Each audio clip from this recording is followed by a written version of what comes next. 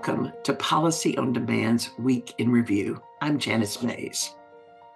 My takeaways from this week are: 1, the House of Representatives passed the National Defense Authorization Act. The Senate hopes to act next week to finalize that. Both houses of Congress hope to move on the appropriations for the government in the coming week, probably acting on a continuing resolution till sometime in March. Those seeking legislative action on the Taiwan anti-double taxation bill haven't given up on still trying to move that at the end of the year. And the Treasury issued its foreign currency regulations and hopes to issue other regulations before the new administration takes office. All in all, 'tis the season to be wary.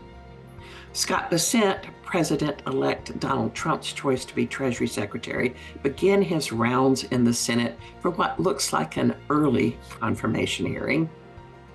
Congressional Republicans and the incoming administration began debate on whether to move some domestic policy issues before moving the tax bill, or moving it all together in one piece of legislation.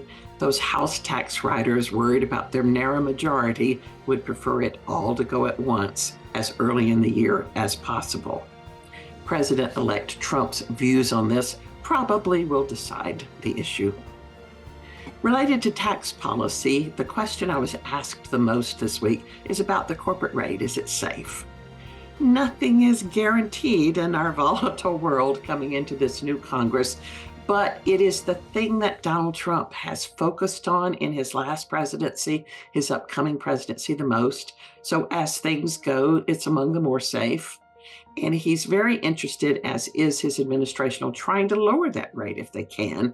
And they probably will be successful in trying to do that for U.S. manufacturing, at least.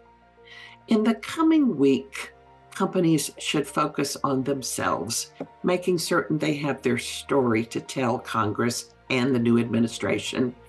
Their scenario planning should include those international tax provisions if they're a large company, how those lower rates might affect the international taxation issues and potential changes in those themselves. They also should focus on tariffs. Tariffs are real in this new administration, and not only the tariffs themselves, but retaliatory measures from other countries. In fact, just this week, congressional Republicans began to talk publicly about using tariffs toward the European Union as a way to soften the European Union on some of those Pillar 2 rules in the international tax world.